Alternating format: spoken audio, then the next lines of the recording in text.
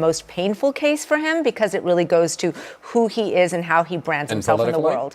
And politically, I think also it's damaging. I mean, at the end of the day, what they're saying is that he can't run a company. How can you say that you can't run a company and then ask someone to run the country? Well, of course, it's a New York judge who's saying he can't run a company.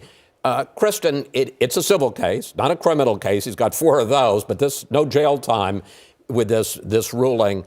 But it is, as I said, a whale of a lot of money. So how damaging personally and politically? So politically, I think it's unlikely to actually be that damaging. And part of why is that had this ruling come down, say, 8 years ago, in the midst of that 2016 Republican primary, it really would have undercut his message that he's a winner and he's great at business.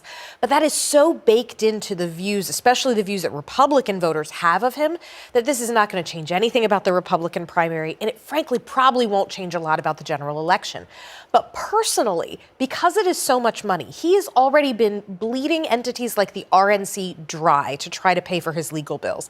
And so the fact that this number is so large, and you add this on top of the, $100 million that he now has to pay because of the defamation suit, I mean, this is huge sums of money for someone who, it turns out, may not actually have the huge sums of money he claims. You have to pay those lawyers at some point. They grabbed him by his wallet. That's what they did here in this case. And that's a very sensitive spot for Donald Trump. It is, just someone said that once, it stuck in my head.